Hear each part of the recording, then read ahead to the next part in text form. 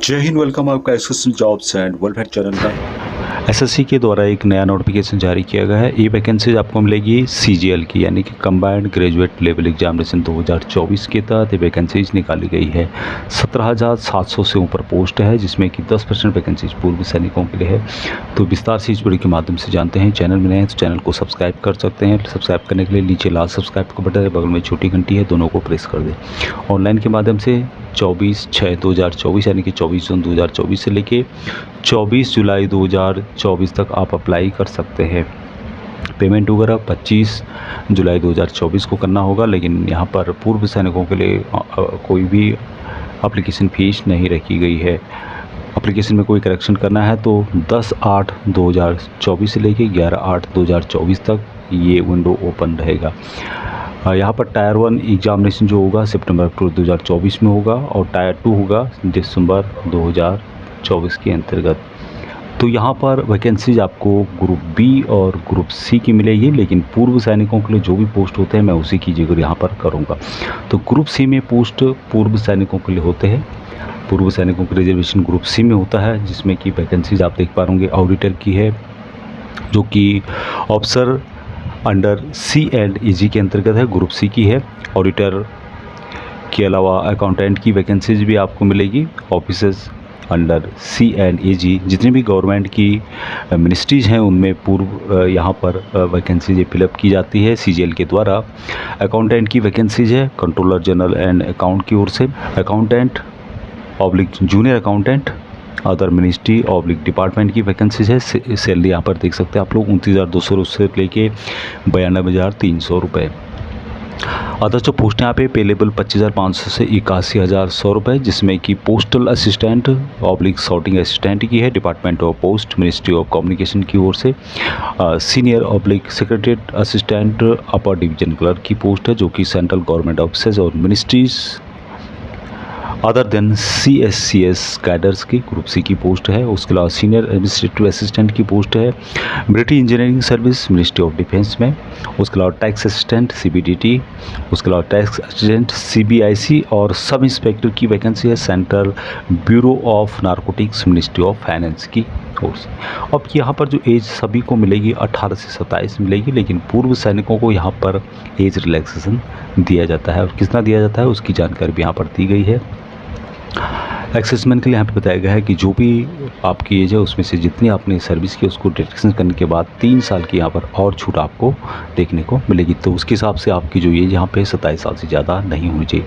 उसके अलावा defence personnel disable in operations during hostilities with any foreign countries, यदि आप यूनिसन या अन्य किसी फॉरेन कंट्रीज में ट्रिप पे जाते हैं कोई गवर्नमेंट ऑफिशियल, तो यहाँ पर 3 साल की और उनको छूट मिलेगी। उसके अलावा defence personnel disable in operations during hostility with any foreign countries in a disturb area and released as a consequence thereof SC/ST के लिए, तो उनको यहाँ पर 8 साल तक की छूट यहाँ पर दी जा रही। तो काफ़ी यहाँ पर एज का रिलैक्सेशन दिया जाता है। अभी यहाँ पर कौन अप्लाई कर सकता है? पूरे भारत से किसी भी स्टेट से आप है तो इन वैकेंसीज़ के लिए अप्लाई कर सकते हैं। काफ़ी स्टेट ऐसे हैं जहाँ पर पूर्व सैनिकों को रिजर्वेशन नहीं दिया जाता है, तो वो इन वैकेंसीज़ के लिए यहाँ पर अप्लाई कर सकते हैं। इन वैकेंसीज़ के लिए जो अप्लीकेशन फ़ीस है 100 रुपये रखा गया है, लेकिन वोमेन या कुछ अन्य कैटेगरी हैं जिसमें कि पूर्व सैनिक भी शामिल हैं, उनको यहाँ पर एग्जाम्प्टेड किया गया है, यानी कि कोई भी एप्लीकेशन फ़ीस उनको नहीं देनी है।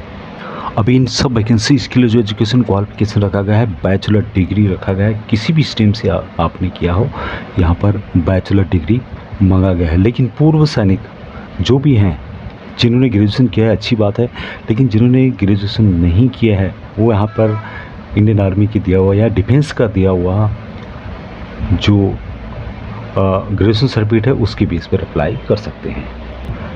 इसके संबंध में अभी मेंशन किया गया है, for any serviceman of 3 armed forces of the union to be treated as exserviceman for the purpose of securing the benefits of reservation he must have already acquired at the relevant time of submitting his application for the post service. The status of accessman or is in a position to establish his acquired entitlement by documentary evidence from the competent authority that he would complete specified term out engagement for the armed forces within the stipulated period of 1 year from the closing date for receipt of application 24/7/2025. Such candidate must also acquire the status of accessman within the stipulated period of 1 year from the closing date of receipt of applications. कह रहे कि जो भी serving soldiers हैं वो भी इन vacancies के लिए अप्लाई कर सकते हैं जो कि 24/7/2025 तक रिटायर आ रहे हैं, वो भी इन वैकेंसीज के लिए अप्लाई कर सकते हैं जो कि अभी सर्विस कर रहे हैं। टोटल वैकेंसीज़ की बात करें तो यहाँ पे टेंटेटिव वैकेंसीज है 17,727 वैकेंसीज हैं जो कि ज़्यादातर बढ़ती हैं और जिसमें कि एक्सेसमैन के लिए भी यहाँ पर 10% वैकेंसीज आपको देखने को मिलेगी।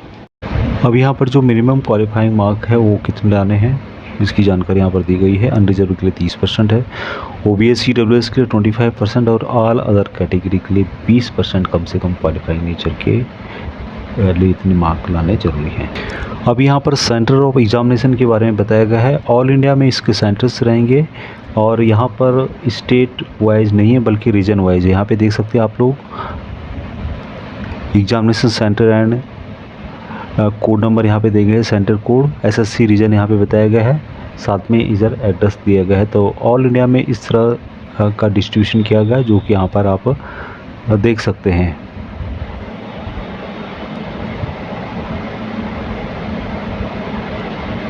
कौन कौन से डॉक्यूमेंट यहाँ पे रिक्वायर है उसकी जानकारी यहाँ पर दी गई है। आधार कार्ड, प्रिंट आउट ऑफ ई-आधार दोनों में से एक, voter ID, driving licence, pan card, passport, ID issued by university या कॉलेज, स्कूल, जो सिविलियन है उनके लिए है, एम्प्लॉयर ID है और पूर्व सैनिकों के लिए है, ex serviceman discharge book issued by ministry of defence.